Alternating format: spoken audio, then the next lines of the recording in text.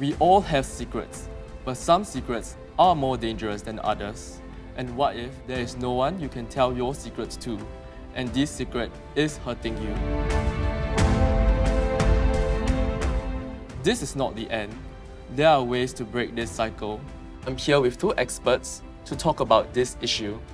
Hi, my name is Lyon. I'm a community mental health practitioner from Shine Children and Youth Services.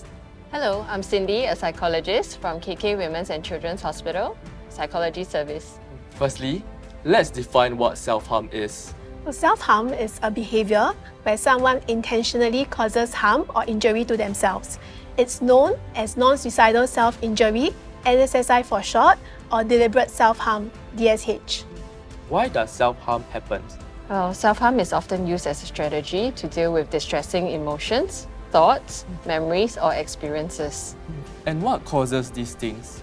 Well, there could be many different possible stressors in a person's life: an increase in school pressure, breakdown in relationships, health issues, abuse, or even financial stress. Or even a combination of all these things? Yes, so self-harm is a form of communication, a cry for support. It's an outward expression of pain or even the unhelpful thought of having to punish oneself for having feelings.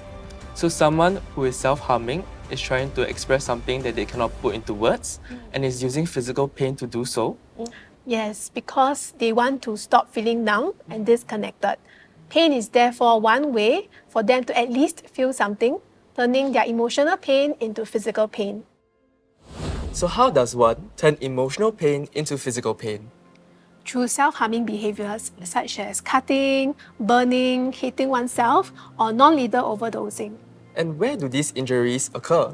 So they are commonly found on the wrist, arms, stomach, or thighs. It's also important to note that people who self-harm may tend to conceal their injuries by wearing long sleeves pants, even on a hot day. Can self-harm occur at any age? Yes, so people who self-harm may do so only once, others more frequently, and some for many years. Is self-harming natural or learned, like from social media? Usually, when a person is experiencing emotional distress and at the same time lack the skills to be able to cope with these distressing feelings and thoughts, they may engage in self-harming to fill that role to help themselves feel better. Of course, some may think about the influence of social media and of seeing others engaging in self-harm.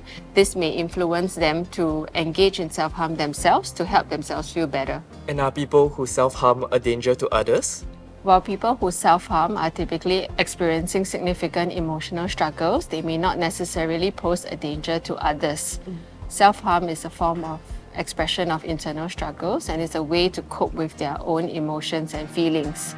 In fact, these individuals are vulnerable and require support and understanding rather than to be perceived as a threat to others. And what are the consequences that people don't realize or don't know about self-harming? So other than the physical concerns of scarring and in more severe situations nerve damage, there is also the perpetuation of a negative cycle of emotions such as guilt or shame. So people who self-harm may feel ashamed or embarrassed of their self-harming behaviors and in turn withdraw socially. In the long term, this may cause a strain in their relationships with their family, friends, and romantic partners. So the cycle of self-harm needs to be broken. The urge to self-harm often leads to actual self-harm, which can bring temporary relief but quickly result in feelings of guilt and shame, which can in turn further maintain or worsen the emotional distress and the desire to cope via self-harm again. How do I identify individuals who are at risk of self-harm? Identifying individuals at risk of self-harm requires understanding the potential warning signs and risk factors associated with these behaviors. The concealment of injuries is one such factor. Others may include changes in sleeping habits and eating patterns. People who engage in self-harm also express emotional distress, so this may be observed in changes like mood swings and also the expression of suicidal intentions. They may also start to withdraw from social interactions. And how would you stop more people from self-harming? Prevention of self-harm is a multifaceted approach. Promotion of mental health awareness and provision of accessible mental health resources are some ways of helping those in need.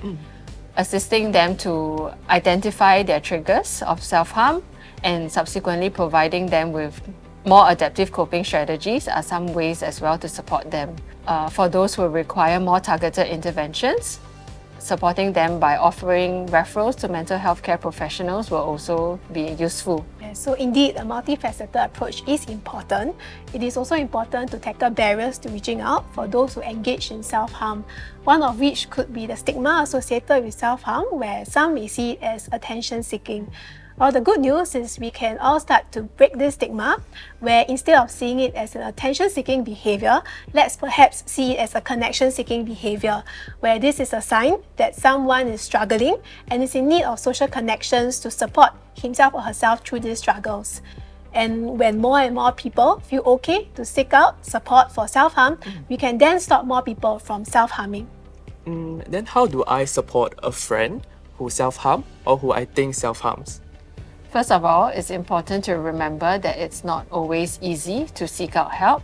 So when a friend does, remember to approach this with empathy, compassion, and an open mind.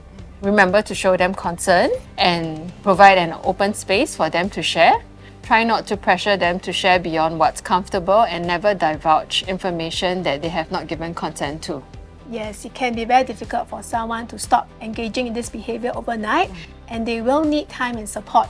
So we really need to exercise greater empathy, compassion, and patience in supporting those around us who engage in self-harm to support them through their pain. Yes, and when your friend is ready, offer them the support to seek out and engage in healthier coping strategies, such as something that is a pleasurable activity to them, and even engaging it together with them so that there is some support system for them.